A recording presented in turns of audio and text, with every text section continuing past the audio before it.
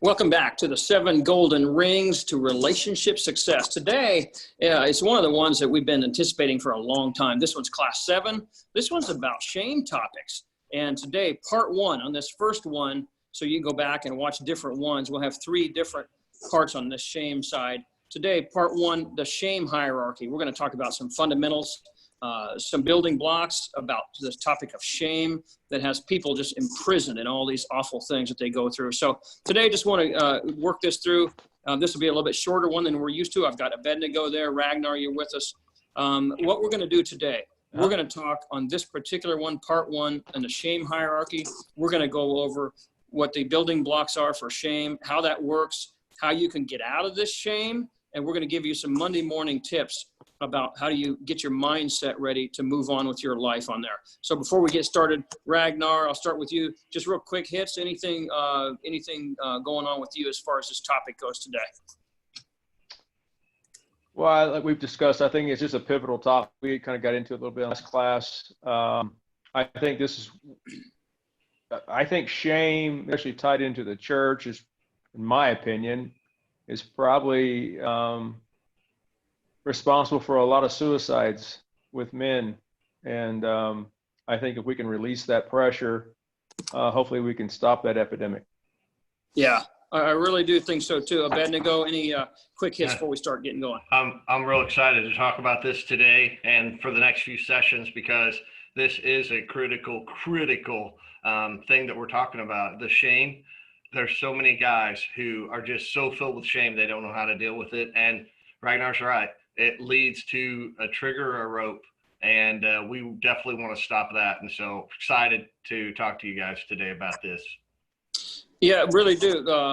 There's a couple things you guys just brought up, and we're going to go into this in a little bit. I'm not going to give you the whole breakdown right now, but as we start the shame hierarchy in part 1 of class number 7 on the 7 Golden Ring series, again, it's a PMC copyright 2020. The overview of this, we got 3 classes today. The overview, the shame hierarchy, just real quickly, what we'll do on this, we'll just break down the components of shame and how it builds and how we internalize it. The next one, the next class we're going to do, you want to tune into part 2 also. Really, we're talking about suicide issues there, where shame has gotten so out of control that people have no hope. And so we've got a lot of Monday morning, a lot of stuff there, actionable items that you can take. Part 3 is we're going to, in this shame series here, part 3 is we're going to break down and tell you how to unbundle. We're going to teach you how to unbundle sin and shame, because especially in the church, you brought that up, Ragnar. It's one of the things that as Christians, we can't figure out how to break down sin and shame in their component parts to deal with them. So I'm going to leave that for later on. I'm going to dive in right here, right away on shame hierarchy. So let me go there, guys, as we get started. And so I want to get you up to speed with the terminology on this and make sure we're all here. The first part we have on here, okay, is this thing, what we call embarrassment, okay? And this is something that is familiar to everyone on this. And it's, now this could be anything, okay? It doesn't have to be a big full-blown situation here, but this one is fleeting, okay? It is what we're going to say short-term, okay? Maybe you came out of the bathroom and your zipper's down, right?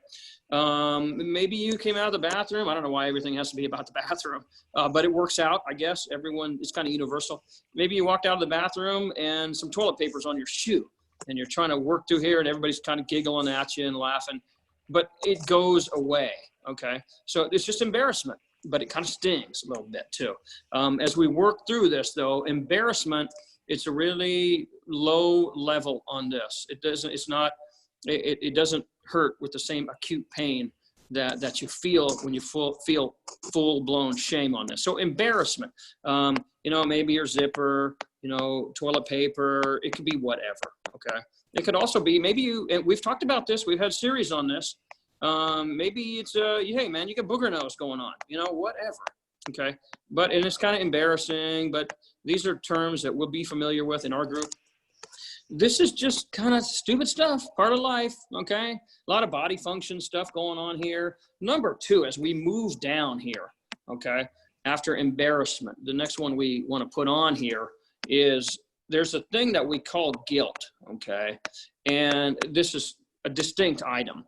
This is it's about an action. Okay. You did something.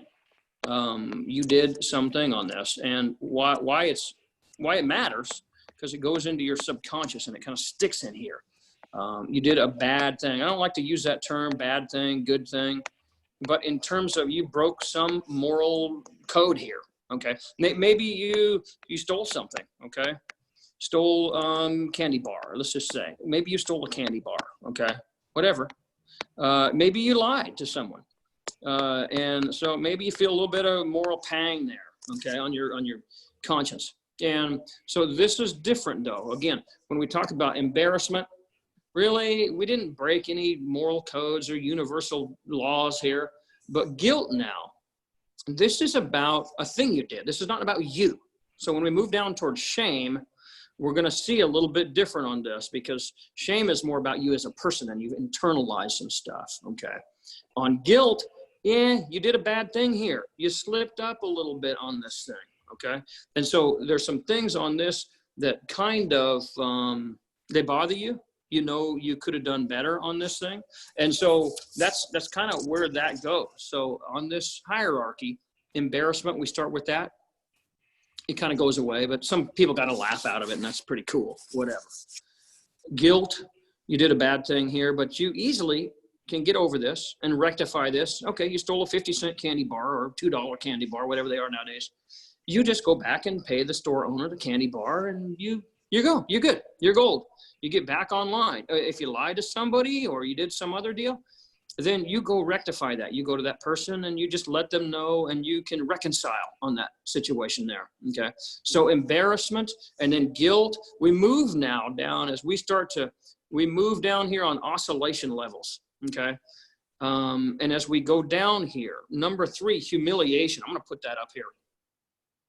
The more we move down here, guys, on this shame hierarchy, the more pain we feel, the more we're frozen, the more isolated, all this stuff keeps coming up, okay? And so I'm going to move that to the next one, is that number 3 on this hierarchy here, okay?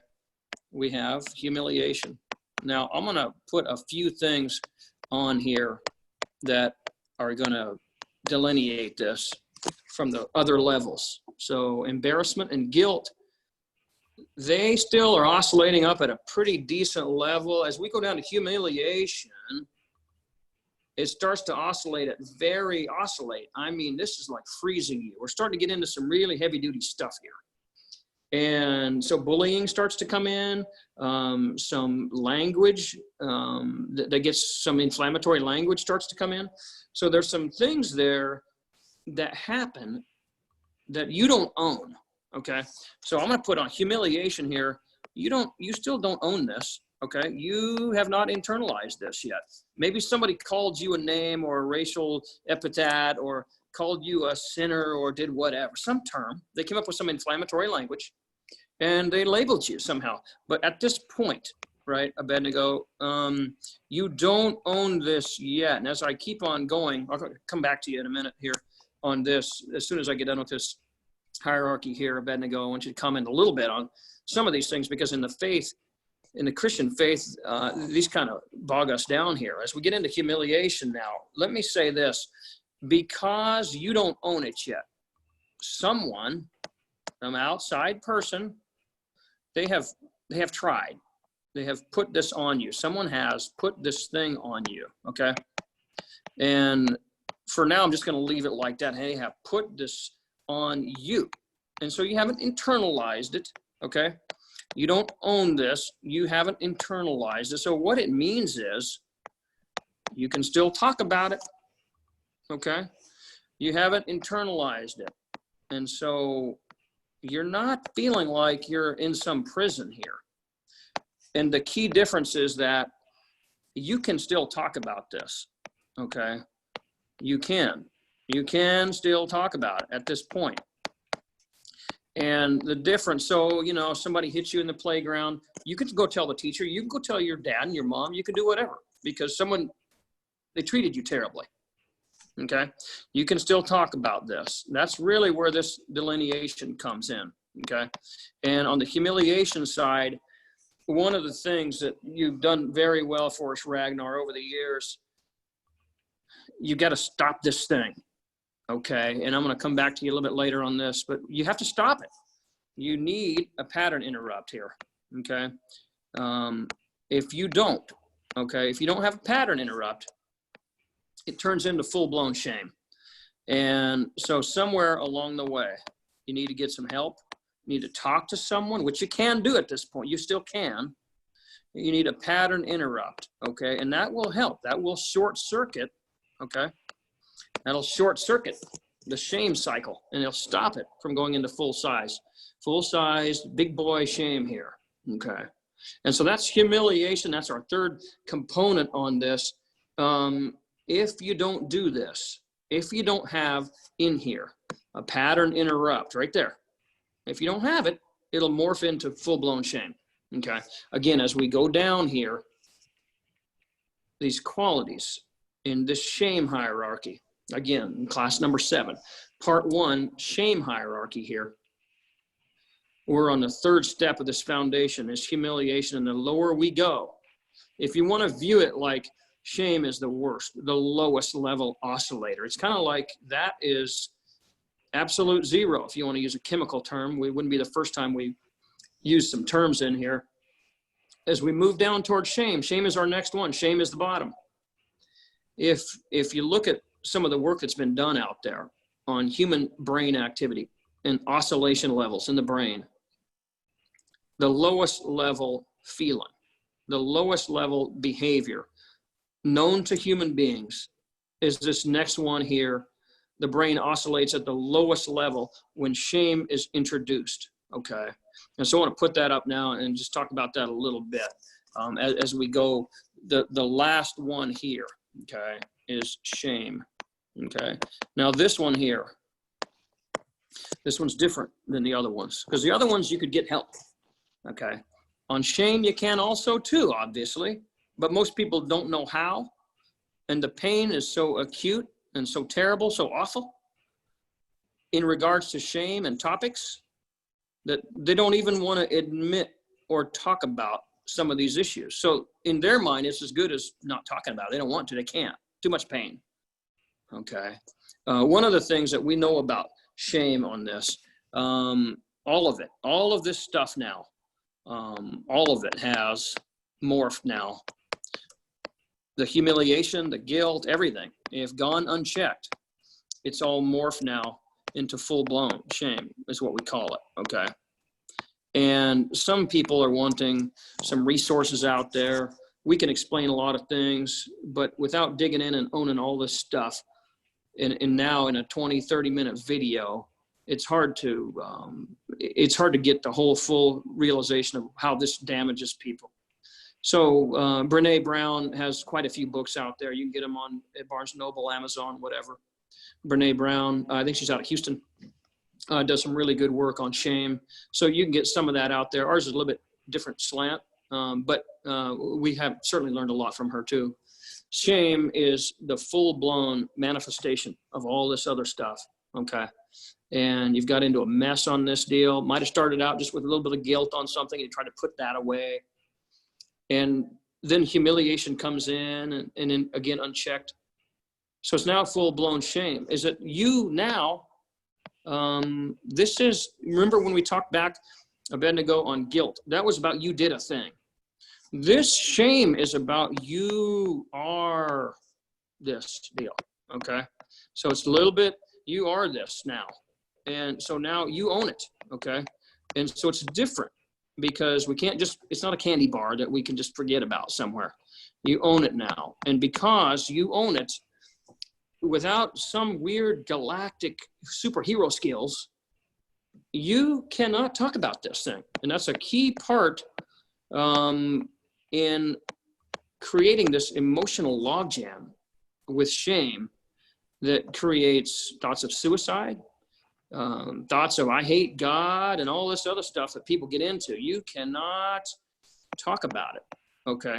And in a lot of counseling that you guys have worked through over the years, you cannot talk about this, okay? And that is really the logjam that gets everybody all messed up. So how we say it is then, you just feel like, I mean, there's just too much pain here, you know? It's just too painful on this.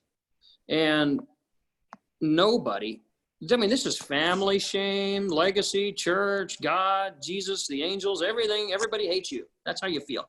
And most of all, you hate yourself. And so we're going to have some Monday morning stuff to work through this. But one of the things that we know, you are in your own shame prison. Okay. That's what I would say on this. You're in your own shame prison that you created now. And even if it started with someone else, at least, hey, you didn't stop it. You're implicit in this somewhere. You are in your own shame prison, we're going to call it. Okay. And now on this, okay, it just feels like, and one of the terms that we use that really resonates, you just feel like you have just been covered up in this shame gravy. Okay. It's just dumped all over you. You can't get it off of you. You just feel like it's in every orifice. It's everywhere. Everywhere you turn, you're reminded of this awful, shameful stuff that's associated with you. This shame gravy is just dumped all over you. Okay. When I say shame prison, you know, Abednego, we think back to that. And you go, just tell me real quick about that on the Archie Griffith show, you know, how that worked on that, and just break that down for us real quickly.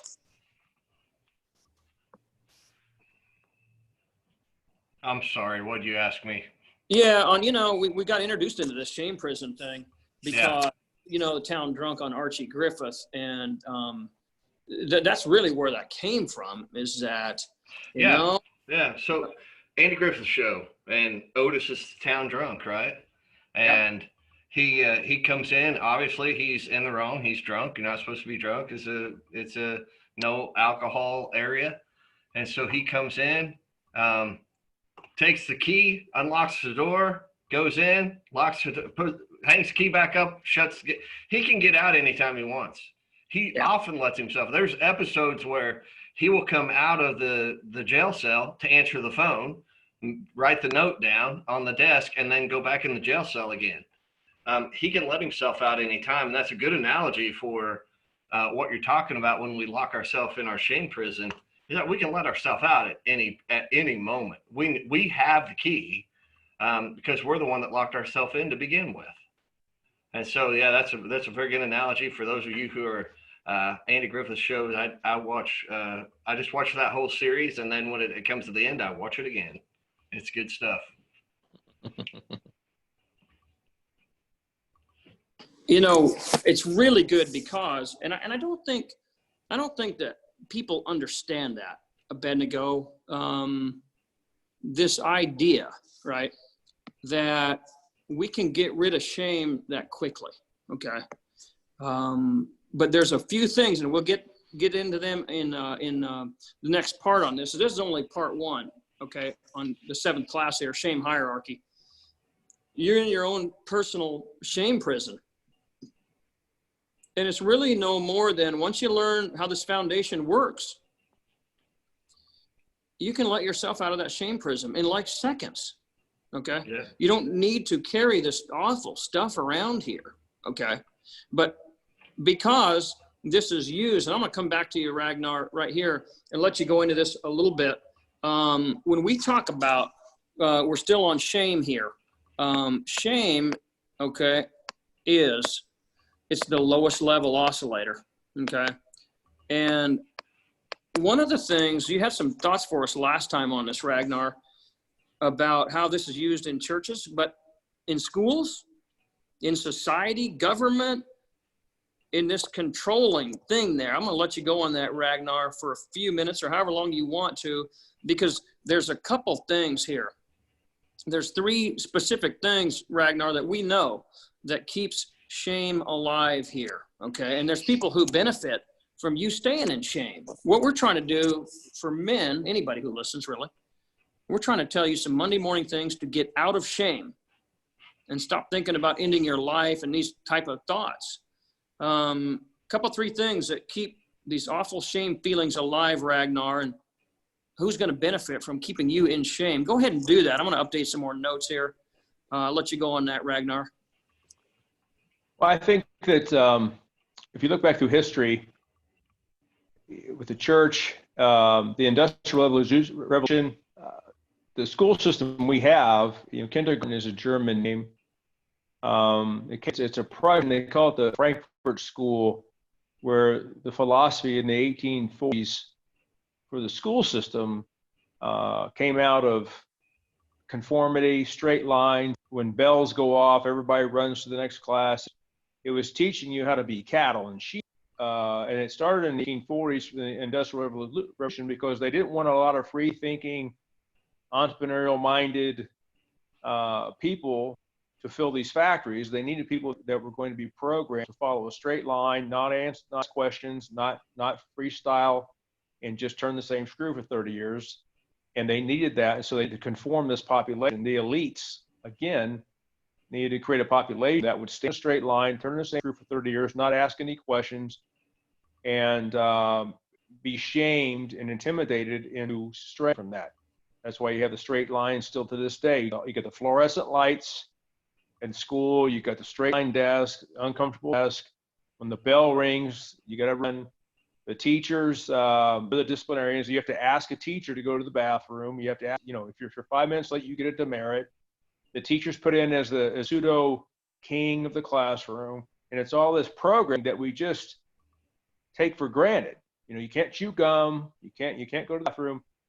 And it's all this programming, it's just taken for granted. Same way with the church. It's been that for thousands of years. And after generation and generation, then they have their own families intimidate them, the members, to stay in check, because mom and dad or grandpa and grandpa don't want to be embarrassed. They don't want to feel shame because their grandson's not obeying the rules.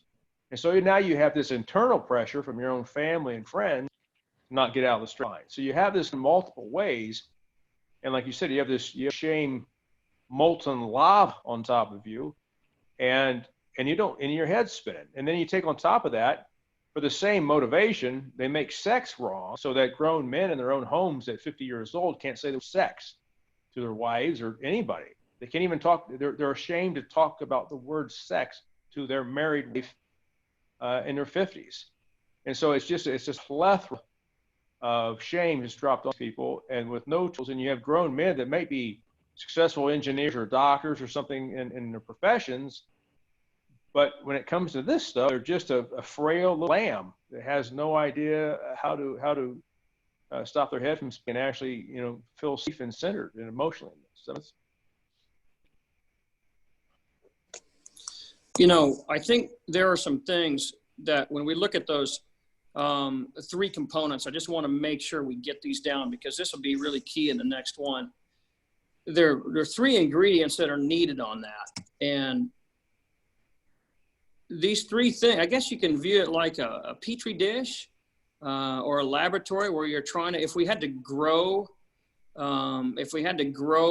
shame, one of the things that we have to keep shame alive here. There are three basic things that we talk about, Abednego, on there, that we have to have. Three things if we're going to grow shame, if we're going to perpetuate it, if we're going to keep it. How do you view that? And those three items we're talking about here, can you kind of break that down for us on how that looks if we're going to have these three ingredients on here? Well, the first thing is secrecy. You gotta keep it all a secret. You're not talking about it. You're not, and that's what you had already went through in the hierarchy as you're talking about. When you get to the place of shame, you have a very hard time talking about it. It hurts to put that out there. And so if you stay quiet about it, that perpetuates the shame. It keeps the shame going. It doesn't go away. It doesn't stop. It doesn't fix anything. You're just kind of hiding it. I mean, if you would think about it, it's a lot like what Adam and Eve tried to do when they tried to hide their sin. We're trying to keep this a secret. We can't let God know, what happened. And so they try to cover it up. They won't talk about it. And then God comes down and says, hey, what are you guys hiding? Where are you at? What's going on? He knows what's going on. And what they're afraid is that he's going to judge them. he's gonna judge them. And so that's the other ingredient, is you got to have somebody judging you. Not out. God didn't really judge them, but he did give them the consequence of their sin. He told them that if you eat of that fruit, it's going to be bad, and you're going to die. And so he did give them consequence for their sin. But did he judge them? Well, I don't remember the part where he set them down and lectured them and destroyed their destroyed them morally or mentally or anything like that. He didn't do that. But he did let them know that, hey, you messed up and you got the consequence. So, we're going to do this thing and we're going to move on. And yeah, the other thing is isolation, and that is what Adam and Eve tried to do. They tried to isolate themselves from God. They thought they could hide from God.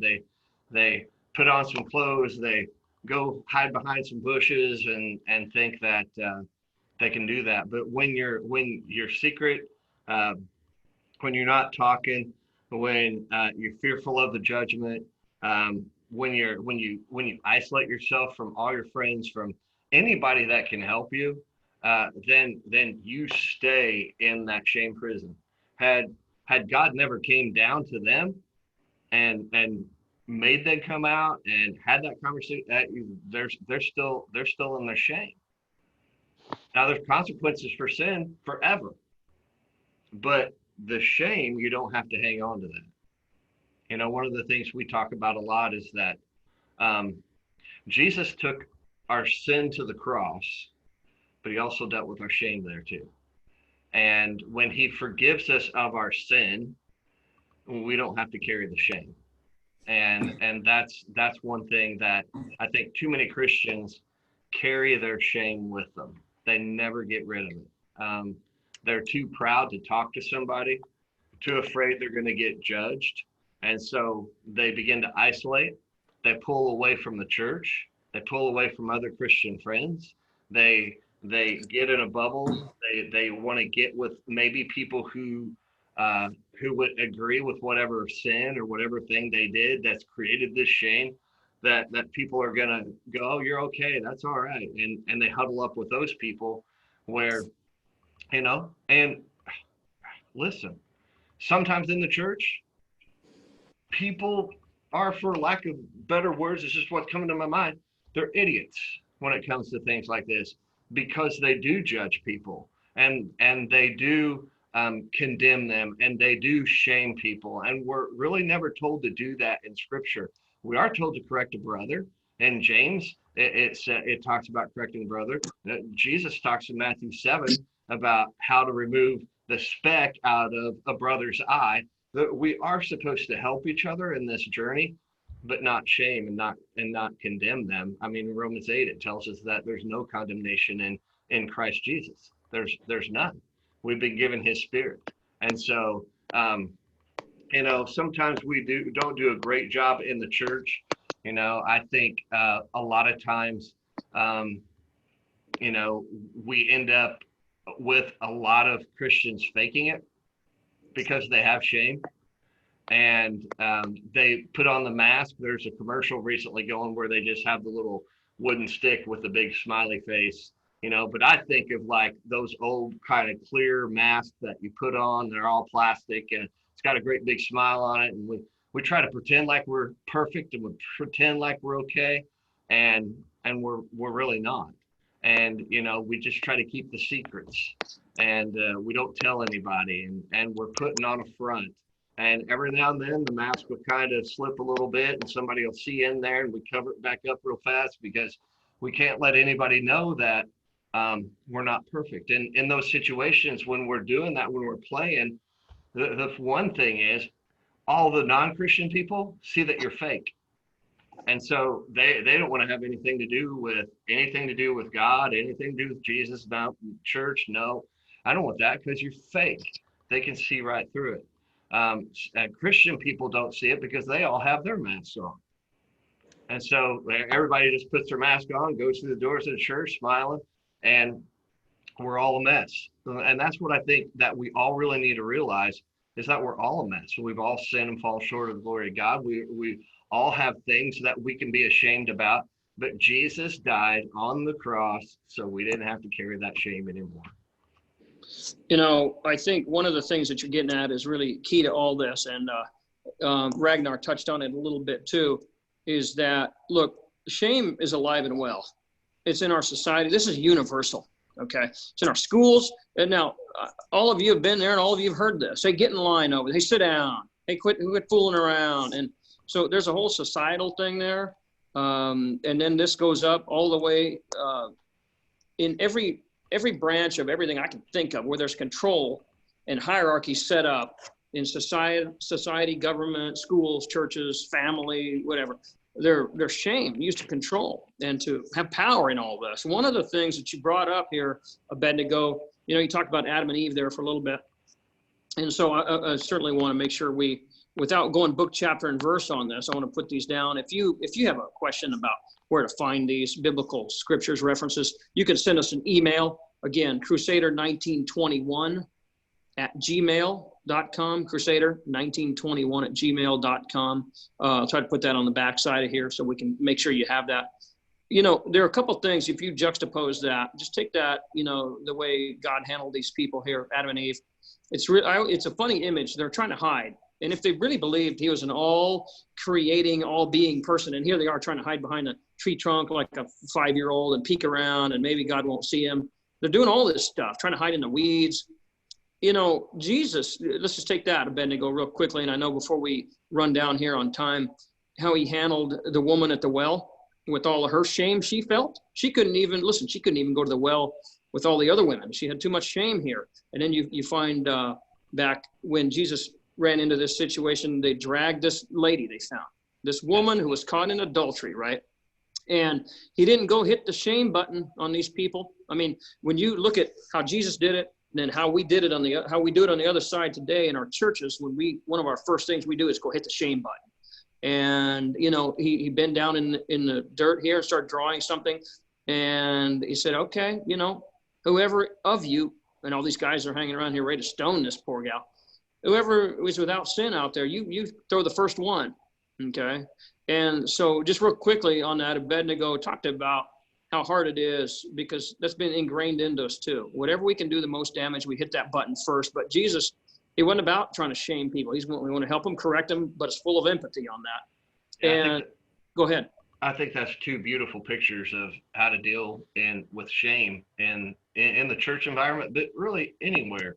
You know, in John 4, you have the woman at the well, and Jesus, it says that he had to go through Samaria. He's going to Jerusalem. Most of the time, they would go all the way around Samaria. They'd walk miles out of their way to not walk through Samaria. He says he had to, because there was a woman at the well that he needed to talk to kind of set this example for all of us. And so the woman's there, she's getting water at noon, which tells you that she didn't get it with all the other women in the cool of the morning.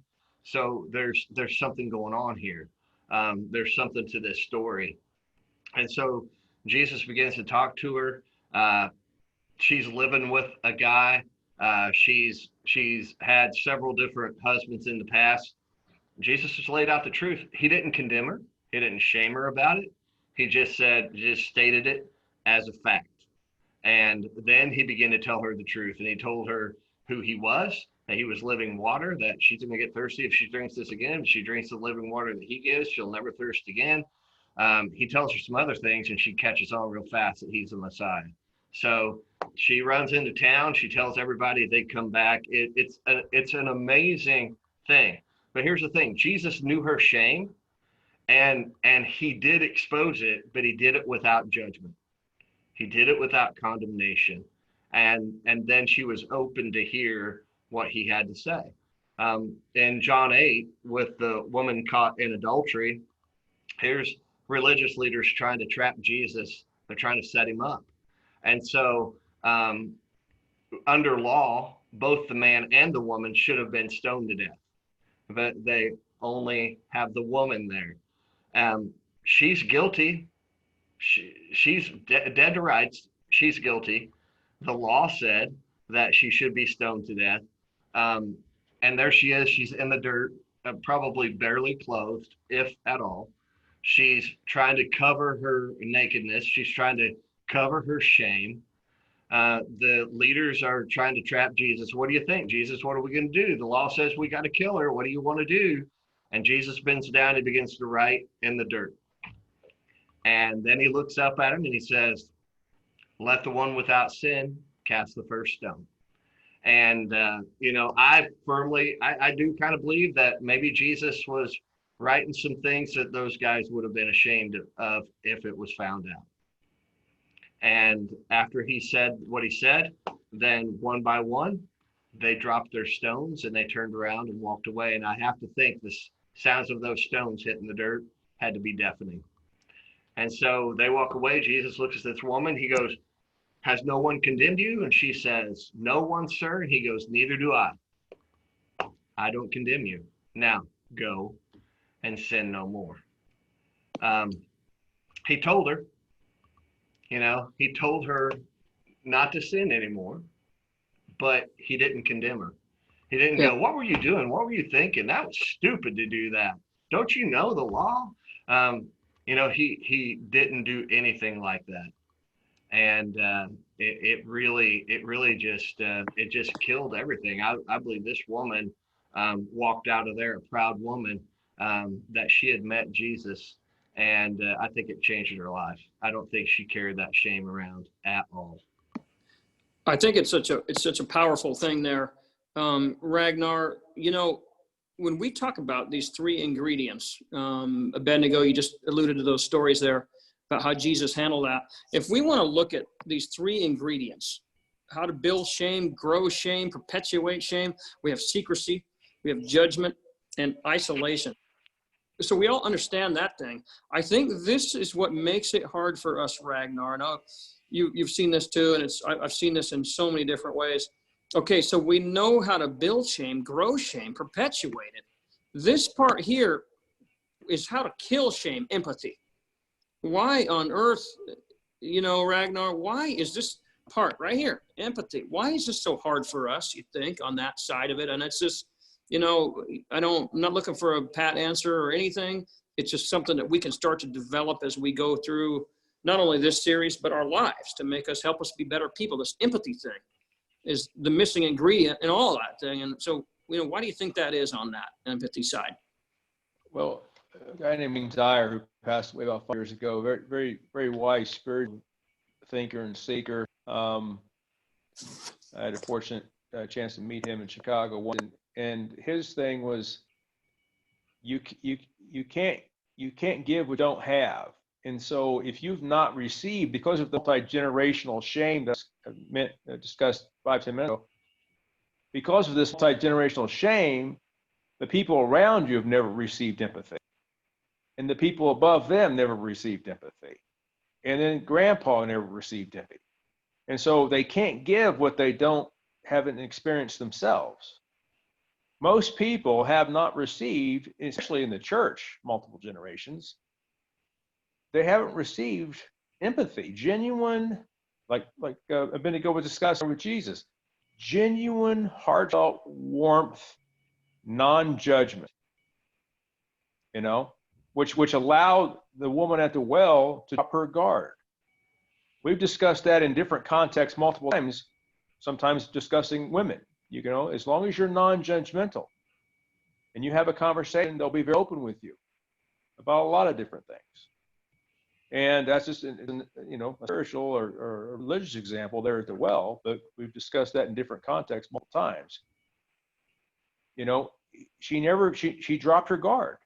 She went there at noon, but she's had her guard. That's why she went there at noon. She shut down her guards up. She's got a wall up. And as soon as she felt genuine empathy, probably for the first time in her life, the guard came down. And then her energy, she felt warmth, and then her energy, she's been wanting to get that for a long time. Just like we've had guys give testimonials in the classes we give. They've been wanting to get that out for a long time. And it doesn't take long. As soon as they feel that safe environment on judgment, it pours out like the dam breaks quickly. And that's what happened with her. But why is it so hard to give empathy? Because we weren't taught to give empathy, because we haven't experienced empathy. Multiple generations, you can go back millennia. Very few people have experienced true empathy. from other people, including their own family. I mean, let's face it, most of our families, especially raised in the church, are very judgmental, very judgmental. What are you wearing? You can't express. There's this external pressure from mom and dad and grandpa and the neighbors and the brothers and sisters to conform, ever conforming. And I think, so then experienced a true non-judgmental atmosphere. And I think that's why it's so hard to, we're not practiced at it, giving or receiving. It's right on. It's right on this. One of the things when we went over, I think, Ragnar, a couple of series back, when we talked about awareness, it's that people can only operate at their highest level of awareness, right? We talked about that. And listen, man, what you're talking about here as we get ready to close this, because I'm going to come back to you guys for some quick hits as we start to close out. If you've never experienced empathy, this is a foreign thing to you. You don't understand. All you know is, on these commercials where the people, Staples has it maybe, where they hit this easy button, right? This deal. Listen, this is a lot easier way to deal with people. Just hit the shame button, make them feel terrible and go back and get in line, okay? And so I think what you're looking at on empathy side, we don't know how to do that because we don't teach it, we don't live it, we don't model it, we don't work in this environment, okay? And for people in power, in your town, whoever, the government, people, elected, church, family, whoever, it's just easier to control people. Hit the shame button. Instead of developing a real adult, mature conversation, we just hit the shame button because that's just seems like get them all in line and I don't want to deal with it. I got to get to bed. I got to do something. I don't want to talk about all this. And so that is kind of where I'm at on this. We're going to wrap this up. There's been some really good things that we had on here. If you want to contact us, crusader1921@gmail. Let me run down here real quick on this. I'm going to come back to you just for a couple things. Remember now, 7 golden rings, class number 7, part 1 on this, the shame hierarchy. Let me just go on a couple things on here first. 4-part on this, embarrassment, okay? Then we go into guilt, where it's really talking about your actions on that. As we move down through this hierarchy on this, then we go to number 3, humiliation, and things start to get frozen in here. We're starting to get frozen here. The machine doesn't always work. Everything's getting stuck here. And then we go in down here now to full blown shame, number 4, when we're just dump shame gravy all over everybody. Okay. And we really are in a shame prison. That's how we view that. And it is. You just feel like you can't move. You can't do anything. You have no freedom. You can't do anything on this. You're going to bring terrible feelings. And so many times, so then people start thinking about suicide, ending their life because that's better than dealing with all this. Can you imagine on this, Ragnar, the kind of pain that you can internalize if you just rather end your whole life than look at your neighbors? But this is what happens. The next part, we're going to go into part 2, is about shame and suicide. We're going to go there next. Before we do, this is the bottom line on all this. So I want to give a review real quick on this. How do we perpetuate, build, grow shame? You have to have these 3 ingredients on this: secrecy, judgment, isolation. To kill shame, though, to kill shame in its tracks, we need empathy. And we have to have comments like that. I understand. That's empathy. But to have empathy, you have to have rapport. I'm not hearing a lot what you're saying. Okay. The last 30 seconds to a minute, I see your mouth moving, but I don't hear any audio. I've heard it. Okay. Well, I just want to go back in here, is that we know how to build shame and dump shame on people. Okay. But we've got to learn this empathy side about how to kill shame. Hope that audio is a little bit better. And as we go through there, we've got to learn and develop empathy for others, for our family, our friends, our neighbors, citizens, church members, whoever. I'm going to go to Ragnar, just real quick, a couple quick hits on this before I'm not hearing any audio. I'm not hearing any audio from you, Crusader. Ragnar, can you hear me? I don't know. He might not be able to hear you, I can hear you go just fine. For the last 2 or 3 minutes of Crusader, I've hardly heard anything. Just saw his mouth move a lot. He was just asking you to wrap it up. Yeah, go ahead. Kind of give your quick hits.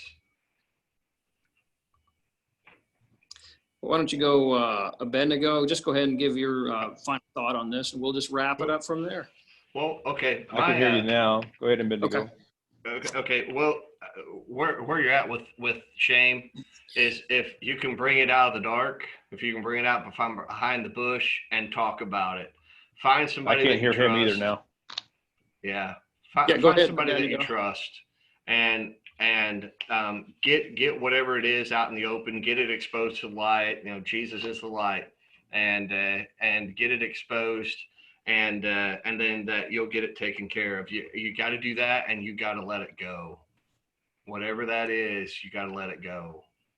So let it go, get it exposed, talk to somebody you trust, begin to process it, and you can move on out. And just remember that there's so many scriptures, but there's no condemnation for those who are in Christ Jesus. And so you don't have to carry that shame with you.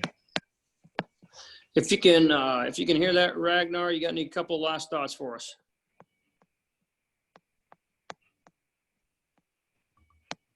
I can't hear you. Did you say something to me?